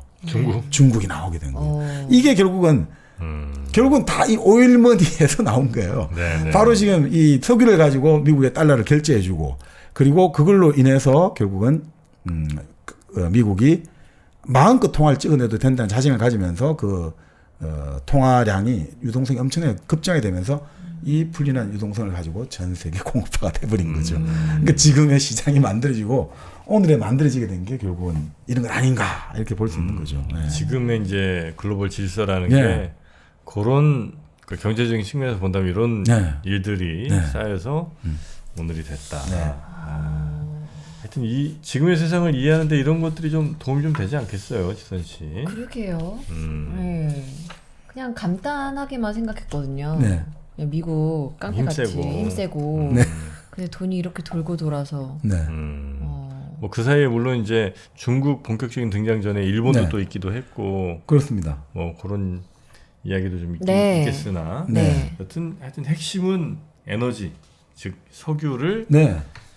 달러로 결제 혹은 뭐 달러로 쓰면서 네. 예 그렇게 이제 전 세계를 좌지우지하는 네. 미국. 그럼 미국은 절대로 비트코인을 승인 안 해주겠네요. 절대로. 비트코인? 네. 여기서 코인 얘기를 한번 더 가봅니까? 아니 어쨌든 새로운 화폐가 등장해서 달러가 뭐 소용없게 되는 그런 거를 절대 가만히 놔둘 것 같지는 않네요.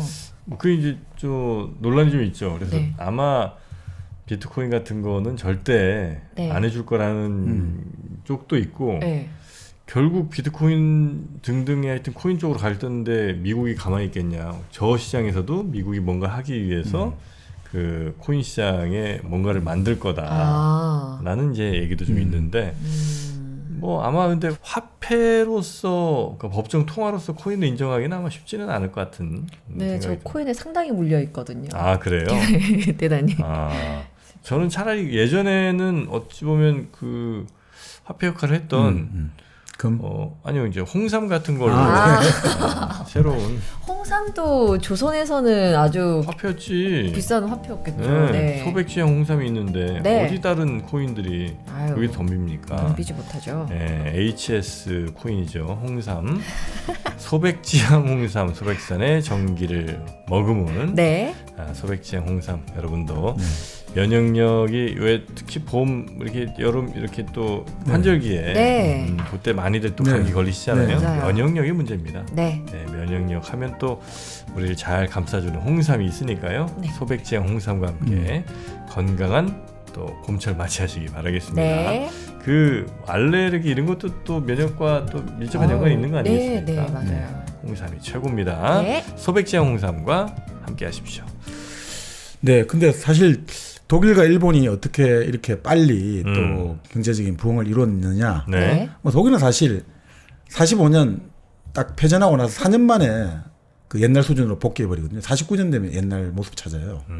일본은 10년 만에 1955년에 딱 옛날 수준 돌아오고요. 네. 인간들 빨라요. 어떻게 그렇게 빠르게? 그 복구가 진짜 빠르더라고. 보면 네. 항상 이렇게 뭐 하나하나 쌓아가는 것보다 일단 한번 싹 밀리고 다시 뭘 하는 게 2차 대전 때 정말 일본도 거의 뭐 쑥대가 됐잖아요. 네. 주요 도시들. 독일은 뭐 말할 것도 없고. 근데 그렇죠. 금방이더라고요. 네. 근데 결국 이제 그게 공습이 많았습니다만 사람 많이 죽었는데 산업시설이 피해는 독일 같은 경우는 한 20% 정도 했다고요. 그래요. 네. 그리고 일본 같은 경우도 공습을 많이 받았습니다만 패전하고 나서도 일본의 강제라고 하죠. 철강 그 가공한 네. 뭐 철봉도 만들고 그 철판 이런 거 만드는 그 강제 생산량이 100만 톤이었대요. 그걸 100만 톤 만들면 충분히 또 금방 복구할 되거든요. 철판 만들려면 금방 뭐 공장 짓고 집 짓고 뭐 여러 가지 다 지을 수 있으니까. 그러니까 고능력이 그 있었고 더 네, 중요한 거는 이제 흔히 말하는 교육으로 통한 잠재적인 인력들이 고급 인력들이 숨어 있는 거죠. 그 노하우들. 그러니까 금방 올라가 버리죠. 그럼 이제 돈의 세계사를 이렇게 쭉 네. 한번 네. 읊어주셨는데 네. 우리는 이 돈의 세계사에서 매우 중요한 역할을 하기는 지금 좀 역부족인 거죠? 근데 사실 뭐 지금은 우리 얘기는 안 나오죠, 여기에는. 그 지금 나온 정도도 안 나오죠. 진짜요? 좀 섭섭하네. 근데 우리 같은 경우는 지금 이 저자들은 그렇게 보고 있죠.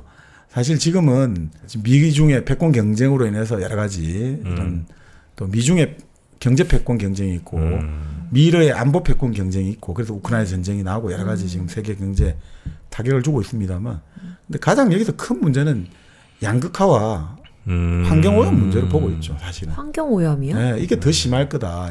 뭐 그렇겠죠. 양극화 같은 경우는 지금 우리가 전 세계 8명의 부자가 36억 명의 부를 갖고 있는 수준으로 지금까지 와버렸잖아요. 근데 항상 그렇지만 역사의 법칙이라고 해도 좋습니다. 하여튼 양극화대가 사회가 불안정하면 반드시 뭔 일 터지죠. 변란이 난다는 거는 역사의 법칙이라 해도 전쟁이 나든 뭐가 나길 수밖에 없어요. 근데 전 세계적으로 이렇게 지금 부가 극심한 편제를 입고 있으면 반드시 그건 날 수밖에 없고 네.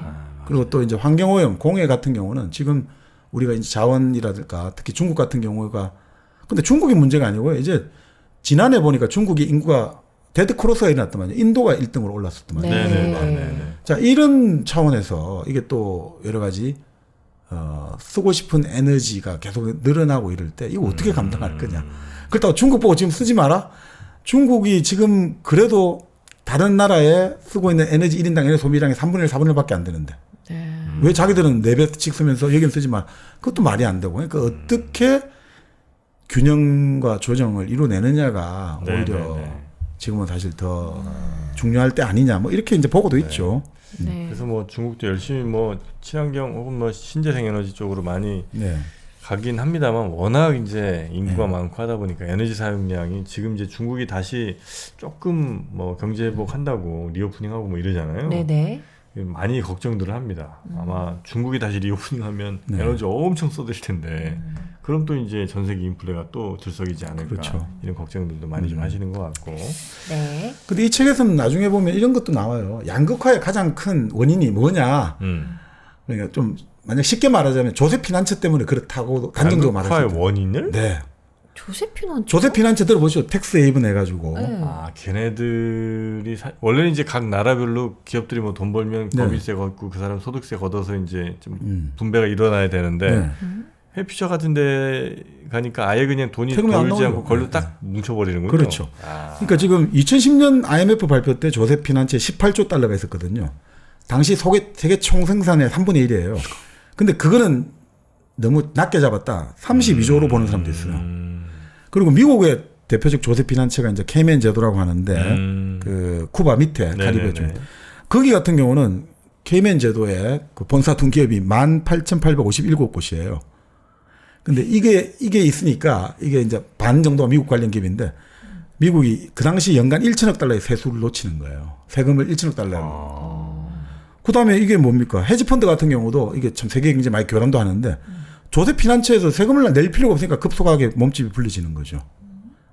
세금 안 내고 계속 불릴 수 있는 거죠. 그렇죠, 그렇죠. 자, 그러니까 이 조세 피난처를 사실 왜 그러면 없애면 되지 않느냐, 미국 정부가. 근데 이 대표적인 조세 피난처가 지금 말한 뭐 푸에르토리코 왼쪽에 있는 버진 제도 그리고 홍콩, 싱가포르, 룩셈부르크, 파나마 됐는데 이게 대체로 다 영국과 관계 있는 책이라는 거예요. 그래서 강한 압력을 못 연다는 거예요. 조세 피난처를 만든 이유가 영국이 2차 세계대전 때 결국 기축통화 내줬잖아요. 끝나고 나서. 근데 지속적으로 국제금융에 영향력을 가지려고 만들어낸 게 조세 피난처라는 거죠. 그러니까 영국 참 제국주의예요. 머리 좋아요. 그러니까 사실은 이 조세 피난처의 기원이 된 거는 19세기 때 영국이 식민지 투자를 활성화시켜야 되잖아요. 그러니까 식민지 내에 이제 기업이 들어오면 세금을 좀 깎아주고 그럼 기업들이 식민지를 많이 이전하고 그러니까 이게 식민지가 좀 돌아가잖아요.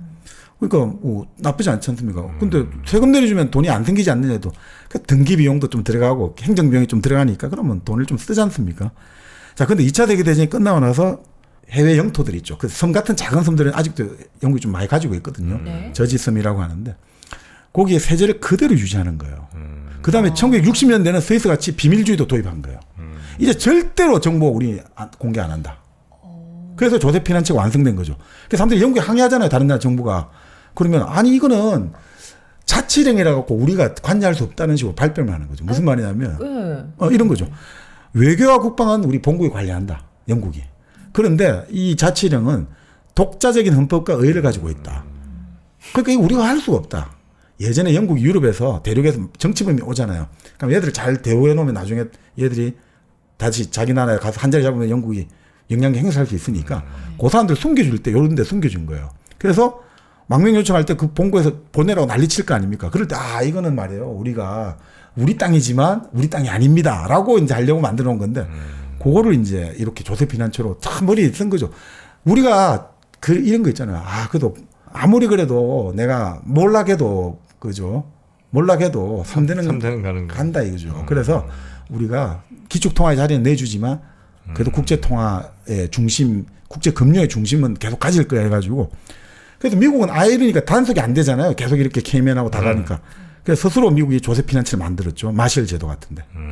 거기도 똑같아요. 미국의 신탁 통치령으로 있었거든요. 지금은 이제 독립을 했습니다만. 그러니까 이제 여기가 어떻습니까? 금융 비밀 보장되죠. 세금 낮죠. 회사 쉽게 설립되죠. 금융 규제가 완화되니까. 그래서 사실 영국의 시티 오브 런던이 월스트리트보다 국제 주식 거래는 더 많아요. 국제 통화 거래는 비중이 더 많아요. 그 왜 그러냐? 규제가 느슨하고 투자자 보호가 엄청나게 느슨하거든요. 그래서 지금 우리가 아는 그 유명한 2008년 리만 브러스 사태 있잖아요. 다 영국에서 터진 거예요. 런던이 관계되고 서프라임 모기지. 그 서프라임 모기지로 몰락했던 AIG 있잖아요. 네. 그 만든 게 AIG 런던 지사가 중심이 된 거예요. 거기서 전부 만들고 러시아 기업이 자기들 해외 그거 할 때도 전부 런던을 택한단 말이죠. 왜? 여기 규제도 없고 이런데 이렇게 하면 편하니까. 미국보다 더 규제가 까다롭지 않으니까 이렇게 하는 거죠. 그러니까 지금 이게 어떤 정도 악영향이냐 보세요.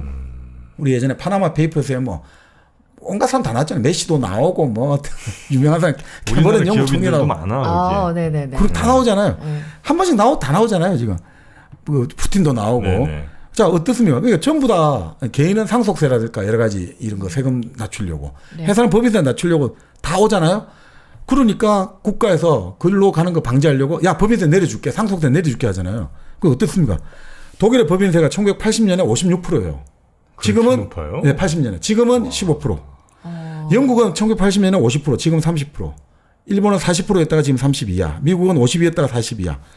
자 이러니까 대기업 이렇게 기업 법인세를 깎아주니까 지금까지 과세 대상이 아닌 그 정말 저소득의 중소기업에게 과세를 하는 거죠. 상속세 같은 경우는 어느 정도면 일본은 상속세가 일정한 금액이 75%예요. 상속세가. 와. 근데 지금 20%. 미국, 영국, 독일 다 깎아주고. 그 대신 어떻게 됩니까? 이런 세금은 깎아주고 그래 안 나가니까. 그 대신 만만한 세금들 있잖아요. 누구나 다 내야 되는 간접세. 직접세는 조세장이 지는데 간접세, 소비세 이런 거 있잖아요. 부가세 같은 거. 거기는 세금 구멍이 없잖아요. 그러니까 네네. 그게 국가가 제일 쉽잖아요. 그러면 어떻습니까? 중소기업, 개인, 서민들 대상으로 세금은 그러니까 지금 전 세계 양극화의 주범이 바로 영국의 조세 텍스 헤이븐이 결국 지금 이렇게 되고 있다는 게 상당히 일리가 있어요. 설득력 있네요. 네. 야, 그렇다고 뭐 그 나라를 우리가 침공해서 뭐 어떻게 할 수도 없는 거고. 네. 그 파나마 시티 가면 네. 파나마 있잖아요. 되게 네. 좀 힘들게 사실 것 같은데 물론 이제 그 지방에 그런 데는 있긴 있습니다만 도시 모양이 네. 마치 그 무슨 뉴욕 보는 것 같아요. 네. 엄청 고층 빌딩도 많고 도시에 뭐 이렇게 뭐 이렇게 느낌 자체가 완전 무슨 뭐 플로리다나 이런 데처럼 완전히 휴양지 같아요? 네. 그리고 그 고층 빌딩 되게 많은. 네. 그래서 파나마에 아마 근데 그 한 빌딩 하나에 회사가 뭐 몇천 개 들어가. 아 그렇겠다. 페이퍼 컴퍼니 뭐 이런 거요? 페이퍼 컴퍼니 그렇겠죠. 네. 네. 야, 그래서 참 고민이네 진짜. 그건 어떻게 할 수도 없고. 네. 근데 결국 이제 우리가 아까 지켜봤듯이 1차 세계대전에 결국 미국이 국제사회에 정말 일대 강국으로 등장했지만 그 책임을 지기 싫어가지고 하다가 결국 미국도 망하고 세계가 망한 대공이 났듯이 결국은 이게 국가가 어느 정도 책임을 감을 가지지 않으면 자기 나라까지 망한다 이거죠. 특히나 지금 같은 글로벌 사회에서는 단순한 경제력 군사력이 아니라 지도력이라고 해야 될까 비전이 중요하다 이거죠. 그 국가가 내세우는 어떤 하나의 소프트 파워도 될 수 있겠습니다만 네. 이런 게 지금은 필요한 것 같아요. 그러니까 우리 같은 경우가 지금 한류라는 게 참 좋은 이유가 네. 그리고 전 세계 한국의 이미지랄까 이런 여러 가지 잠재력이랄까 이런 것들을 통해서 한국에 와서 살고 싶다는 나라가 되면 그 사회는 좋은 사회가 되고 잘 될 수밖에 없잖아요. 네. 지금 아무리 미국을 욕하지만 다 미국 가서 살려고 하잖아요. 그러니까 미국은 여전히 파워가 있는 거죠. 그러니까 마찬가지로 한국이 전 세계에서 살고 싶은 나라가 되면 우리는 기회가 있을 수 있던 거죠.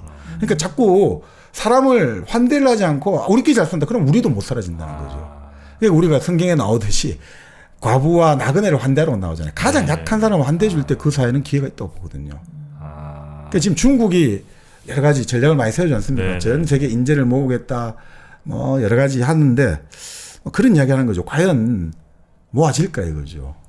중국과 살고 싶은 마음이 별로 그러니까요. 안 드실 거야 아마. 아니 그러니까 정말 창조적인 사람은 틀에 얽매이고 규정에 얽매이는 거 싫어하는데 이거는 이렇게 하면 안 됩니다. 저건 저렇게 하면 안 됩니다. 이런 규제가 많고 국가 권력의 제한이 많은 데서 과연 혁신과 창의가 제가 말씀드린 건 그런 것 같습니다. 국가가 위기 상황에 있고 이번에 코로나 위기라든지 아니면 국가가 전쟁을 하고 이럴 때는 절대적인 권력이 딱 정해가지고 딱딱딱 정하고 이러면 그러니까 말 그대로 생산 요소를 집중적으로 투입할 수 있거든요. 그럴 때는 단기간에 우리가 말하는 일종의 효과성을 볼 수가 있어요. 효과가 확 나와요. 그런데 이제 미국의 그 폴 크루그만이 그런 이야기 했습니다만 동아시아 경제 발전이라는 게 생산성이 향상된 게 아니라 생산 요소를 집중 투입한 거다 이거죠. 생산 그러니까 초기에 막 자원을 투입하면 생산성은 그러니까 생산 그 효과성은 보이는데 효율성 그러니까 우리가 말하는 생산성은 효율성은 약하다는 거죠. 말 그대로 그런 의미에서의 어떤 혁신과 창의의 어떤 효율성을 과연 담아낼 수 있겠느냐. 그게 좀 쉽지가 않은 것 같아요. 이게 과연 관리를 하고 통제를 하는 나라에서 어느 정도까지는 갈 수 있죠. 근데 그 이상은 넘어서진 못하죠. 지금 사실 뭐 벽에 21세기 부딪힌 것 들어와도 같고, 뭐 여러 가지 지금 제일 우리가 볼 수 있는 거는 그것도 노벨상이고 이런 건데 여전히 미국이 다 갖고 있고 더 재밌는 거는 미국에서 노벨상 받는 사람의 태반이 이민자단 말이죠. 지금 그 사람들 미국 태어난 사람이 아니에요. 그러니까 끊임없이 세계 인재가 미국을 간단 말이죠. 그러면 미국은 계속 잘 살 수밖에 없죠. 그리고 이번에 챗 GPT라고 나온 거 보고 전 너무 놀랬거든요. 아 그래요. 네, 너무 저도 막 맨날 쓰고 그러거든요. 요즘에 네, 너무 편리하고. 근데 그런 거를 이제 한국에서 딱 해가지고 하면 좋을 텐데. 그러니까 그걸 딱 하려면 그런 식의 이게 문화적인 이 베이스가 깔려있지 않은 데서 갑자기 절대 나올 수가 없는 거죠. 혁신적인 거 항상 미국에서 나오는 거. 아니 우리는 너무 네. 뭘 해야 되는 것과 하지 말아야 될 게 너무 많아. 아. 기본적으로. 그렇죠. 뭐만 하려고 하면 야 저거 뭐 왜 저런 짓을 하냐 또 저런 걸 안 하냐 뭐 이런 게 너무 많으니까 네. 창조적인 뭐가 잘 안 나온단 말이에요. 네. 그래서 우리 좀 그 선비 정신 좀 빨리 없애고 네. 그리고 좀 이왕이면 좀 더 음. 개인의 뭐 생각이든 네. 활동이든 이런 것들 좀 이렇게 보장을 해주는 방향으로 좀 갔으면 좋겠어요. 저는. 그러니까 정프로님 그만 욕하라고. 아니 그러니까 사실은 지금 말씀이 맞는 것 같아요. 그냥 천재라고 할 때 우리 사회가 그러면 결국 천재로 맨날 하잖아요. 예전에 네네. 뭐 저기 작고하신 이건희 회장도 뭐 한 명의 천재가 뭐 담에게 살려 했지만 근데 중요한 거는 그 천재가 어떻게 나오냐 이거죠. 천재가 나오려는데 계속 사람들이 옆에서 시비를 걸고 그 사람의 재능을 계속 시기하고 그 사람의 재능을 계속 억누르고 규제를 가면 천재가 나오겠습니까? 그러니까 천재라는 것은 이런 거잖아요. 그 재능이 분출되고 표현될 수 있는 장을 만들어줘야 되거든요. 그게 천재가 나오는 사회지. 그 천재를 뭐 돈만 많이 준다고 천재가 나옵니까? 돈 많이 주면 무조건 잘 된다. 그렇지는 않죠. 그러니까 미국 사회가 가지고 있는 매력이라는 게 네. 그런 거 아니겠습니까? 돈도 되겠죠. 당연히 돈이 큰데 돈을 넘어서는 또 그 자기 재능을 마음껏 자유롭게 분출할 수 있는 맞습니다. 공간이 되어 주니까 사람들이 천재들이 거기 간단 말이죠. 네. 외국인들도 우리나라 와서 뭐 좀 여러 매력으로 왔는데도 불구하고 와서 이렇게 힘들어하는 경우 굉장히 많거든요. 네. 좀 이제 그런 것도 좀 없애고 네. 대신 이제 외국의 인재들을 막 데려오기 위한 여러 우리 매력들이 있잖아요. 매력 많죠. K-팝도 있고 뭐 사실 현대와 뭐 전통이 잘 또 조화된 이런 아름다움도 있는 거고 네네. 또 1kg 커피도 있잖아요. 아, 네. 1kg 커피도 있죠. 네, 외국에서도 먹어보지 못했던 네. 그런 아주 향기로운 커피를 이제는 커피의 본토가 뭐 무슨 이태리니 뭐 미국이 이렇게 가면 안 될 것 같아요. 다 옛날 말입니다. 옛날 말입니다. 네. 한국으로 무슨 뭐 에티오피아니 브라질 뭐 이런 데 아니고 네, 아니고 전북 익산으로 결정 짓겠습니다. 1kg 커피가 네. 전북 익산에서 익산에, 만들어지군요. 공장이 네. 있으니까요. 이제 많은 분들 커피 자랑스러운 우리나라 커피를 전 세계에 알리는 네. 그런 시간이 이제 된 것 같습니다. 1kg 커피 여러분이 많이 먼저 사랑해 주셔야 해외로도 나갈 수 있습니다.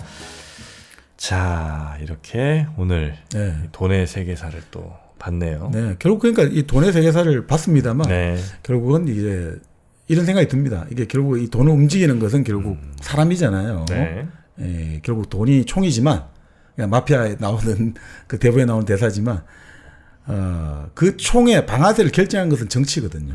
어. 돈과 총은 같단 말이죠. 그렇지만 네, 그 방아쇠를 당기는 것은 결국 정치가 하고 사람이 하는 거거든요. 그러니까 지금 우리가 물론 이제 이 한 사회의 방향을 볼 때 자, 그 사회가 해외로부터 많은 투자를 받느냐. 음흠. 그게 아주 중요한 지표죠. 네. 그런데 사실은 저는 좀 다른 거 하나를 더 추가해가지고 네. 그 사회에 얼마나 많은 다양한 나라에서 사람들이 몰려오느냐. 그것도 아주 중요한 지표로 봐야 됩니다. 그리고 우리 사회에서 못 견디서 더 외국으로 나가겠다는 사람이 많으면 그것도 또 하나의 심각한 자기 반성의 지표로 삼아야 되지 않느냐. 네네. 네, 그런 것들을 가지고 우리가 좀 네. 바라볼 때 결국 돈은 결국 사람으로 돈의 세계사는 결국 사람의 세계사하고 같이 볼 수 있다 이런 생각이 드네요. 네. 돈이 있는 사람들이 죄다 나가려고 하는 나라에서 뭐가 될 리가 없군요. 그렇습니다. 네. 나갔죠? 자, 그러면 저희는 오늘 여기서 마무리하고요. 네. 정신 나갔죠? 네. 다음 시간에 더 재미있는 책으로 여러분 찾아뵙도록 하겠습니다. 함께해 주신 여러분 고맙습니다.